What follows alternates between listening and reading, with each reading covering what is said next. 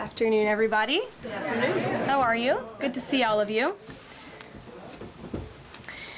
What we've witnessed President Trump accomplish over the last few days has been nothing short of remarkable.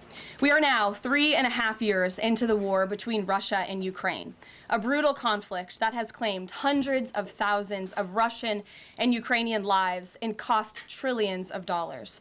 The weakness and incompetence of Joe Biden foolishly allowed the killing to start in the first place. Until President Trump returned to office in January, the bloody and broken Biden status quo was to endlessly force American taxpayers to fund Ukraine no matter the cost, no matter how long it takes, and no matter how many lives were lost. There is no denying that Biden's America Last foreign policy moved the world further away from peace. President Trump rejected that failed approach and instead, over the last 7 months, has relentlessly pursued peace throughout his second term. And thanks to President Trump's efforts, we finally have movement after years of deadly gridlock. On Friday, as you all know, many of you were there, President Trump hosted Russian President Vladimir Putin in Anchorage, Alaska, for a bilateral meeting. This was the first time President Putin has been to the United States since 2015, and the first time he has met with an American president in years. President Putin publicly confirmed what President Trump has said all along. The war between Russia and Ukraine never would have started in the first place if President Trump were in office. This was always obvious to any person with a shred of common sense. Just look at what took place during the last 4 administrations. Under George W. Bush, Russia invaded Georgia. Under Barack Obama, Russia took Crimea. Under Joe Biden, Russia invaded Ukraine. But under President Trump, Russia did not invade nor take anything.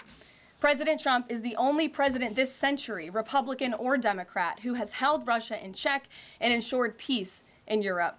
That's because Russia has always greatly respected President Trump and his peace through strength foreign policy approach.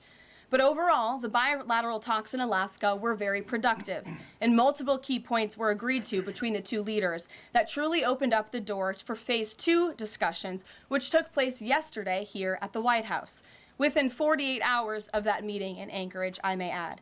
As you all know, there were many European leaders here, as well as Ukrainian President Zelenskyy.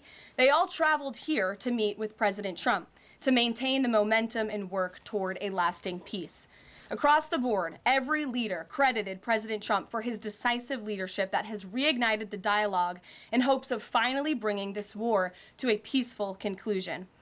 2 quotes in particular capture the progress that was made and the optimism moving forward. Finnish President Alexander Stubb said, "I think in the past 2 weeks, we've probably had more progress in ending this war than we have had in the past 3.5 years. Again, that is the president of Finland, a country that shares a border with Russia. That's what we call the President Trump effect. NATO Secretary General Mark Rutte also summed it up well. Without President Trump, this deadlock with Putin would not have been broken. He is the only one who could do this." Following the encouraging conversations yesterday, President Trump spoke with President Putin by phone, and he agreed to begin the next phase of the peace process, a meeting between President Putin and President Zelenskyy, which would be followed, if necessary, by a trilateral meeting between President Putin, President Zelenskyy, and President Trump. As the president said, Vice President Vance, Secretary Rubio, and Special Envoy Witkoff will continue to coordinate with Russia and Ukraine to make this happen as soon as possible. It's very important to remember that before President Trump's landslide victory last November, there was no end in sight to this bloodshed. Now, there may finally be light at the end of the tunnel and an opportunity for lasting peace. That's because President Trump is the peace president, and American leadership is back on the world stage. It should not be lost on anyone in this room that world leaders are coming right here to Washington, D.C. for help. While previous presidents have traveled halfway around the world to apologize for America, President Trump stands up for America, and he has firmly restored America's status as the undisputed leader of the free world.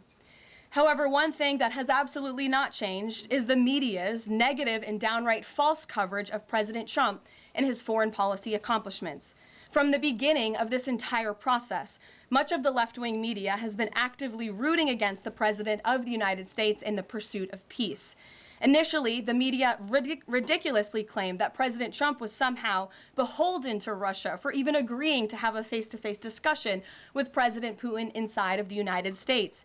The media said President Trump was making a grave mistake by, quote, legitimizing Putin. They were aghast that President Trump would treat another world leader like a world leader.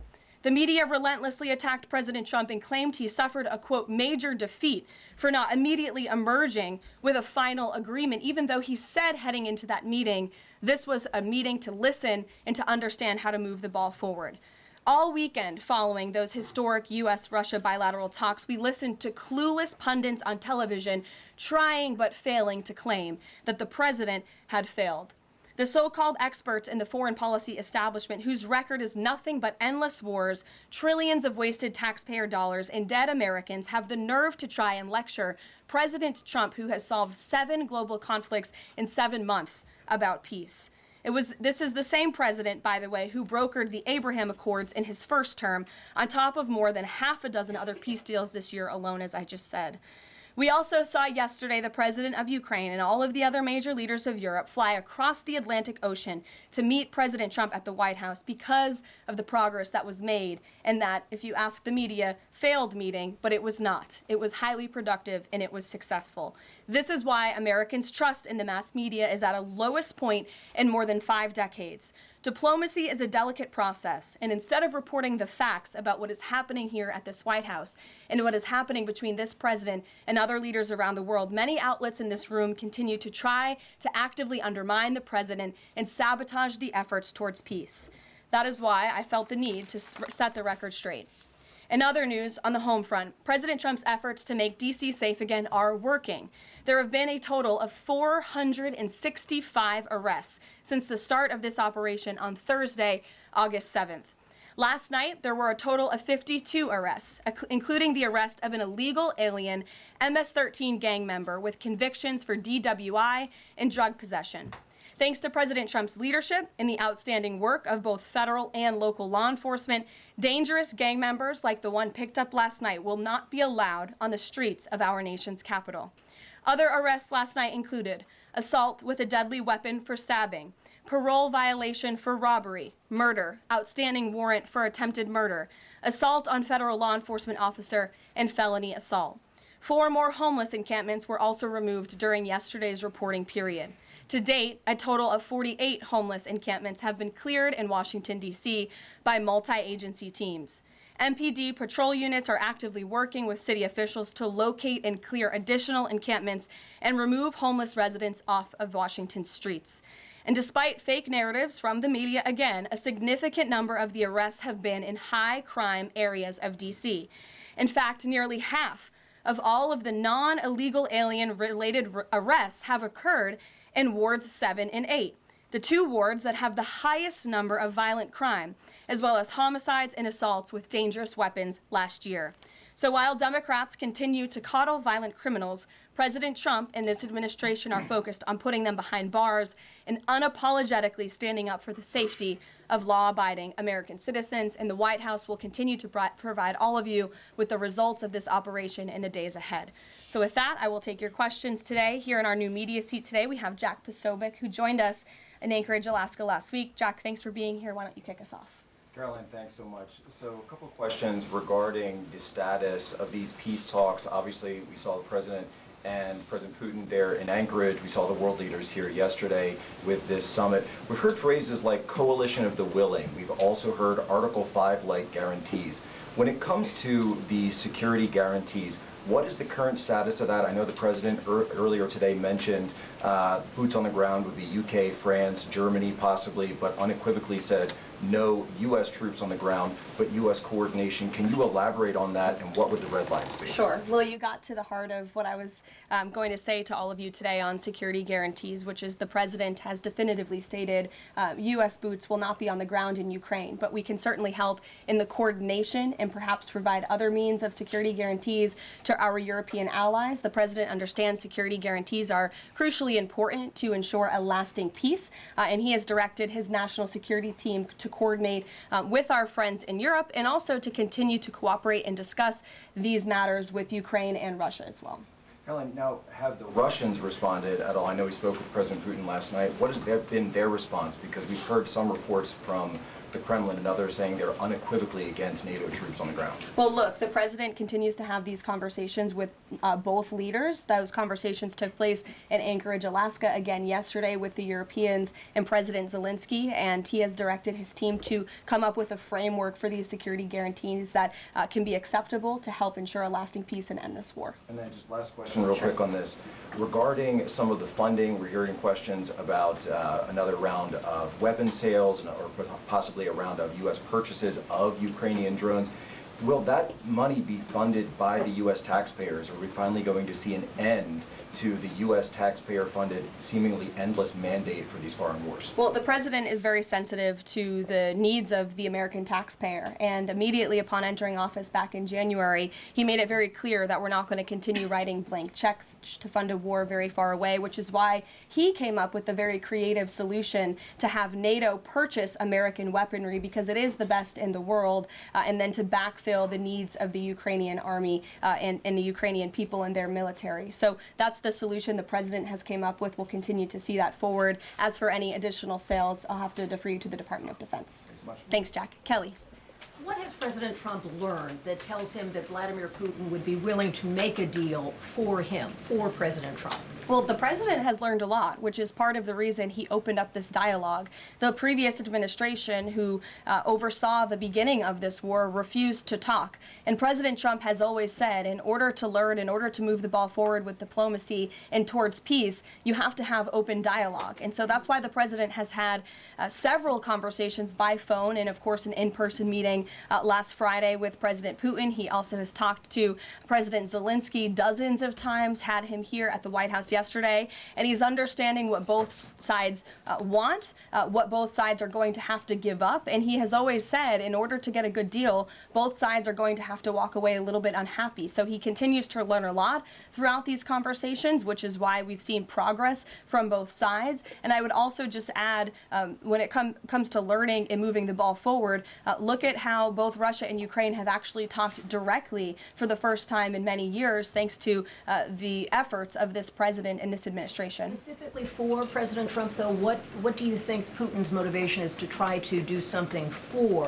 President Trump, as opposed to just resolving the conflict? I think, as I just spoke to in my opening remarks, Kelly, Russia and all countries around this world actually respect the United States again, and the president is using the might of American strength to demand that respect from our allies, our friends, our adversaries all around the world. And we've seen that not just lead to progress with Russia and Ukraine, but also we've seen it in the closing of 7 global conflicts around the world as well.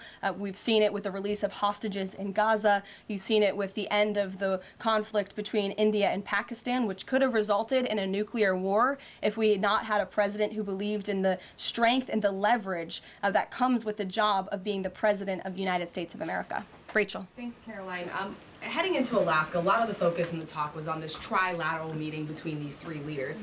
Can you explain how this went from a trilateral meeting involving President Trump to now the focus being on this bilateral meeting without the president first? Well, look, the president has spoken to both leaders about this, and both leaders have expressed a willingness to sit down with each other. And so our national security team will help both countries do that. Ultimately, the president has always said that there are areas of disagreement in this war that will have to be discussed and decided upon by these 2 countries. And so he wants these 2 countries to engage in direct diplomacy. He's said that from the very beginning, which is why he's agreeable to the idea of having President Zelenskyy and President Putin get together. And I understand accommodations for that meeting are underway. As soon as we hear more details, we'll be sure to let all of you know. And just a quick follow-up. We know as of right now there is no ceasefire in place. We've seen Russia continue its attacks on Ukraine. What indications is the president getting from Putin that he wants to have this meeting with Zelenskyy soon?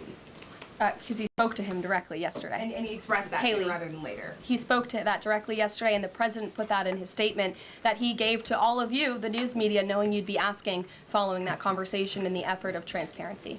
Haley. Hey, thanks, Caroline. You made clear note U.S. needs on the ground. Is the president considering U.S. boots in the air as a form of a security guarantee? Look, that was something the president mentioned on his interview this morning. It is an option and a possibility. I won't certainly rule out anything as far as military options that the president has at his disposal. I'll let him do that. I can tell you he's definitively ruled out boots on the ground.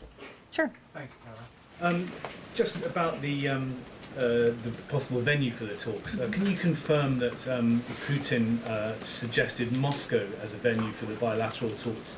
And if so, doesn't that indicate that Putin is perhaps not serious about this, that he's suggesting a venue that there's no way that Zelenskyy is going to go to? Look, I'm not going to litigate the private conversations between the president and President Putin, aside from what the president himself has already spoken on. But I can tell you there are many options that are being discussed by our national security team right now with both parties. Can you give us an indication of where? I just told you we'll provide you details as soon as we can. Thank you for trying, though. Libby. Thank you, Caroline. I wanted to ask about the National Guard troops. How is the White House coordinating with how they're being placed in D.C., what areas? And then also, how long should people here in the district anticipate the National Guard to be on the ground patrolling the streets? I don't have a timeline for you, Libby, but we will keep you posted on that. I think the president, as you know, and this administration, he came to this briefing room with members of his cabinet to lay out the rationale and the reasoning for federalizing the National Guard here in Washington, D.C., and for our work with the Metropolitan Police Department to make our district safer. We've seen violent crime has taken the lives of far too many residents here in our nation's capital, and the president wants to make it safe again. And as for the coordination efforts, this interagency team is meeting and talking daily. In fact, there's a meeting taking place right now in the West Wing with members of the interagency task force to continue to discuss not just the National Guard deployment, but also how we can continue to remove public safety threats off of the streets of Washington, which, as the numbers I just showed you prove, they are doing every single night. I will just reiterate, 465 total arrests and counting since the start of this operation. I believe 11 or 12 days ago, I'll have to check the calendar, but those are pretty remarkable results. If not for this task force and their high level of coordination and the leadership of this president, there would have been 465 more violent criminals on the streets of this capital that you all live in every day. So I think we should all be very grateful for that. Stephen. Thank you, Caroline. 3 questions about the D.C. crackdown. Sure. First, I was wondering if you could clarify something President Trump said. He mentioned getting rid of the slums where criminals live. Was he talking about tents or permanent residential buildings? And then the mayor has expressed an interest in clarifying how much of a focus illegal immigration enforcement is as part of this crackdown. Can you say anything about that? Sure. And third, any preview on the beautification? 3 questions. I'll try to answer all 3 of them pointedly for you. First, when it comes to what you said, and the president said, the slums of Washington, D.C., he's referring to the most dangerous communities, neighborhoods, and streets in the city where, unfortunately, violence has ravaged these communities and taken the lives of, again, far too many law-abiding D.C. residents. We know on July 5th of this year, just more than a month ago, a 3-year-old beautiful young girl was shot and killed in her car with her family in one of these communities, which is why there has been a surge, despite what many of you have been falsely reporting. And I believe it was the Washington Post who put out a map claiming it to be fact-based when it was just based on, I don't know, accounts that they've heard on the street, not actual statistics and data. So we went and reconfigured the numbers, and as I said, nearly half of all the non-illegal alien-related arrests have occurred in wards 7 and 8 in the District of Columbia, where we know, excuse me, there's the highest rate of crime. So we'll continue to do that. And what was your second question, Stephen? Legal immigration, how much of a focus that is? Yeah, look, I mean, the focus is to make D.C. safe and beautiful and to remove public safety threats and violent criminals from our streets. If federal law enforcement, with the help of the Metropolitan Police Department, come across illegal aliens, of course, we are going to abide by this administration's policy of law and order, and we are going to remove illegal criminals from our nation's capital. They will be detained and deported, just like they are in every other community across the country. Kristen.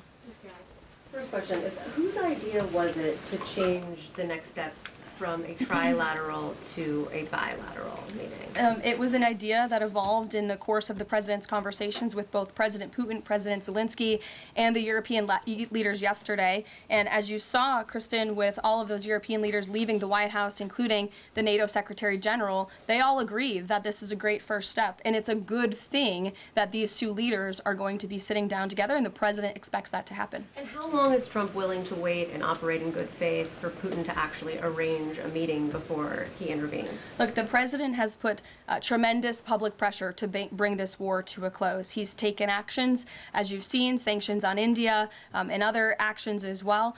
He's made himself very clear that he wants to see this war end, and he has scoffed at the ideas of others that have been raised that we should wait another month before any meeting takes place. The president wants to move, and he wants to bring this war to an end as quickly as possible. Just a clarification on something you said earlier about Putin agreeing to the meeting.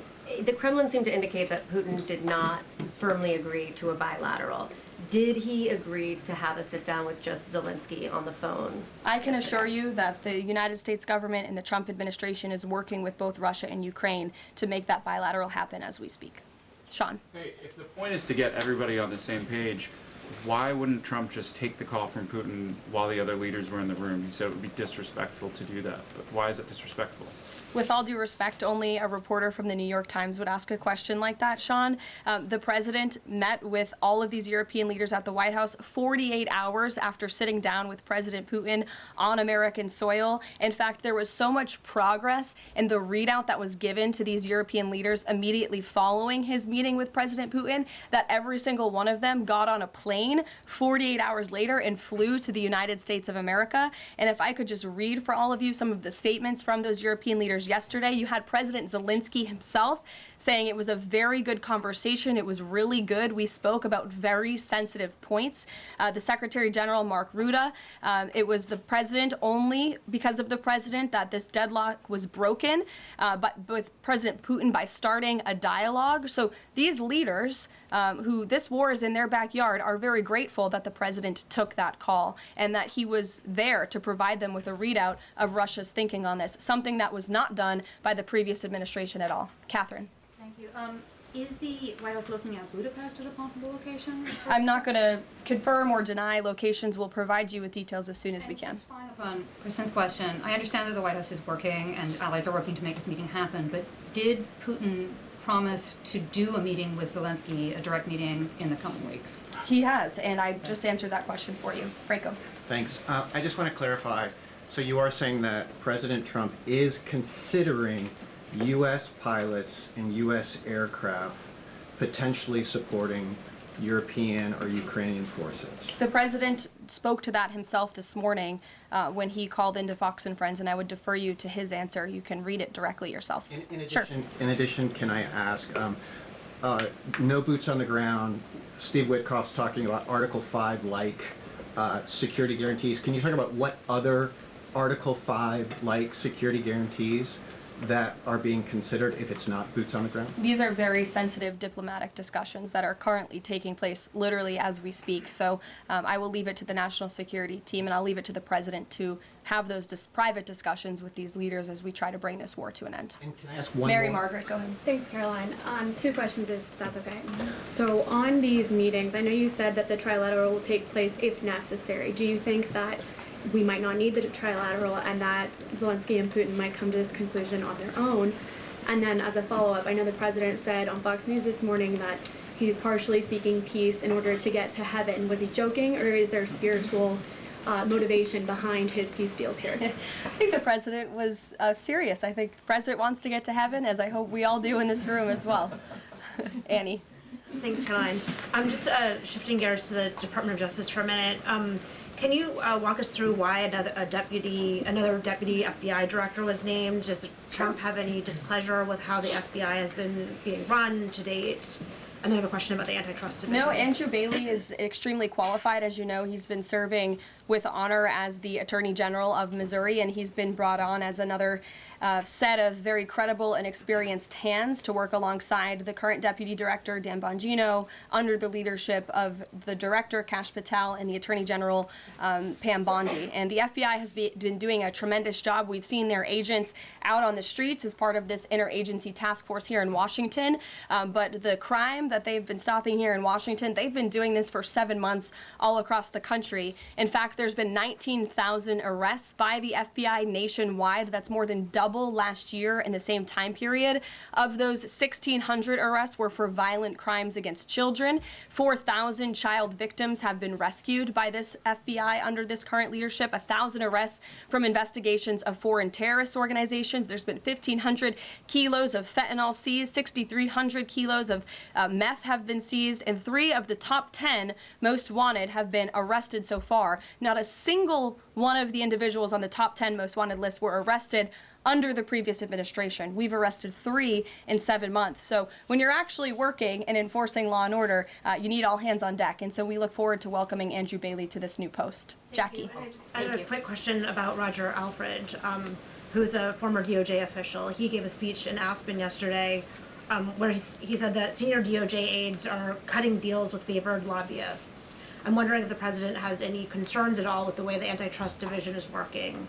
I have no idea who that individual is. I don't know why he made those comments. I don't know what basis he's making those comments on. My instinct tells me it's not true, but we will definitely look into them and I'll get you a response. Thank you, Caroline. Jackie. Thanks, Caroline. Since the president often says that this war would not have started if he were in office, and True. and Putin confirmed that. It's true. Do you accept that as true? The Probably. European leaders do. Well, and President Putin himself said that, by the way. He did say that. The question I have, though, is what is the president going to do to ensure that these security guarantees last beyond him into the time when he is no longer president? And does that have to involve Congress at all? Well, he understands the need for that, which he spoke to yesterday. And what's he going to do? It's why he's engaging in so many talks and so many conversations with both sides of this war with our European allies. It's why on the way home from Anchorage, Alaska, very late at night, when I know many of you on the press plane were sleeping and many staff were sleeping, the president himself was still awake at 2 o'clock in the morning talking to European leaders and NATO about how we can ensure a lasting peace and bring this conflict to an end. He has expended an incredible amount of time, energy, and effort into bringing this war to an end, and he remains determined to do that. Also, can I ask you about the Thank you, Caroline. DC crime? Sure, Jake, and then to your right. All right. Thank you, Caroline. Which of the half-dozen peace deals that the president's pulled off would you say he's the most proud of? And then I have another question. That's a good question, Jake. I'll leave that to the president to answer. I think he's proud of all of the peace deals that he's been able to achieve. You saw the president of Armenia and the head of Azerbaijan both at the White House just a couple of weeks ago. The president, I know, very much enjoyed spending time with them and helping to bring that conflict to an end. He very much enjoyed his time with leaders of Rwanda and the Democratic Republic of the Congo in the Oval Office, talking to them about bringing that decades-long war to an end. India and Pakistan. He used trade in a very powerful way as leverage to bring that conflict to an end. So I know he's very proud of all of these achievements, and I know he's very honored to serve as the President of the United States and to restore peace around this world. Go ahead. So you mentioned Armenia and Azerbaijan. That's a conflict that, I spent time in the Southern Caucasus covering that. And, a conflict of over 30 years, and he resolved it in just a couple of months. Mm-hmm. Are there other conflicts that the president's working on right now that are off the radar screen that we should be tracking? In fact, there are many. The State Department is always working around the clock under the leadership of Secretary Rubio and keeping the president apprised of conflicts that are bubbling up all over the world. But of course, as you all know, as we've talked a lot about in this briefing, he's spending a lot of time right now on ending this war in Russia-Ukraine, and of course the conflict in Israel and Gaza, which he wants to see come to a close as well. Sure, go ahead. So the president says that he's starting a movement to eliminate mail-in voting, but states administer elections, not federal authorities. securities. So can you provide any more details about how the White House plans to eliminate that?